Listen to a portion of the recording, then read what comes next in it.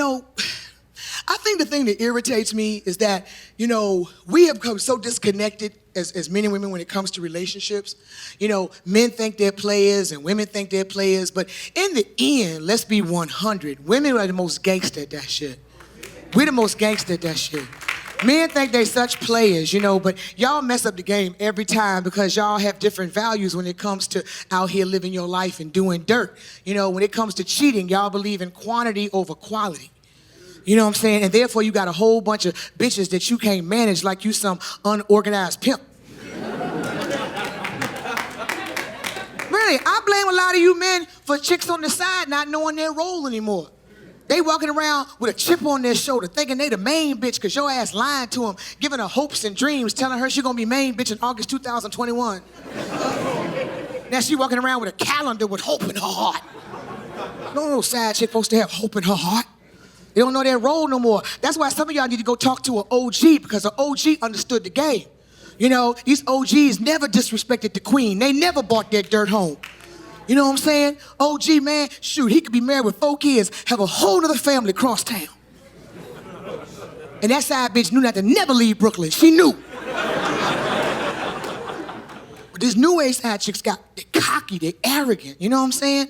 And it's so funny, because I blame you men. Like women, young men, you have to keep lying to chicks and giving them this hope and, making them promises. See, women are the best cheaters. When it comes down to cheating, we're the best cheaters. Because unlike men who have to keep rotating out their women because a bitch catch feelings and start doing dumb shit like tagging your wife in pictures on Facebook.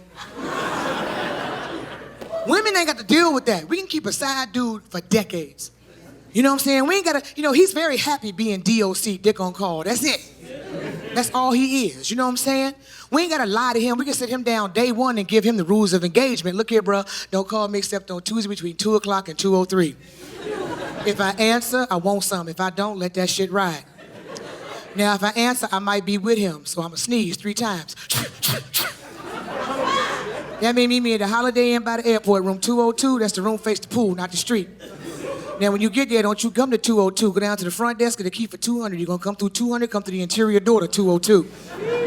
Now, while we're doing it, don't you ever ask me whose is it, because I'm going to tell you the truth. Here, you're just borrowing this shit. And if you ever see me out with my main dude, don't you ever acknowledge my presence. But if you want to let me know I can get that whenever I need, a simple will suffice.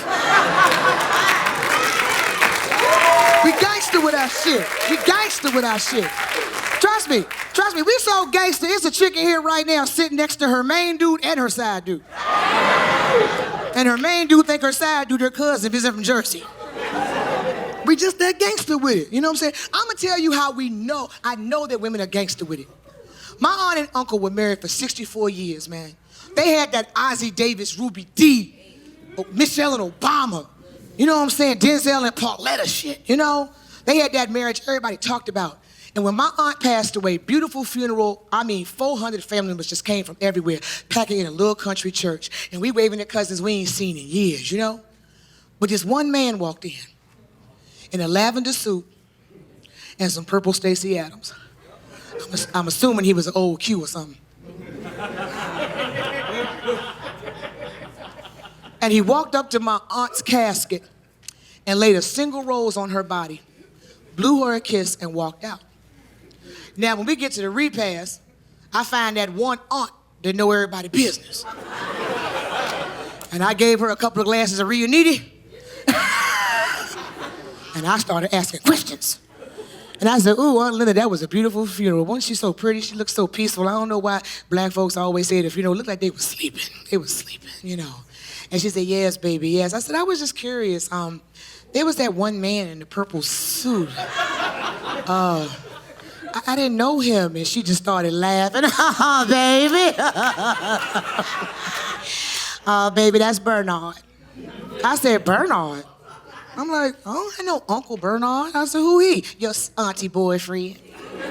I said, wait a minute. How the devil she have a boyfriend? She was married to Uncle Walter for 64 years. How long were they together? 63?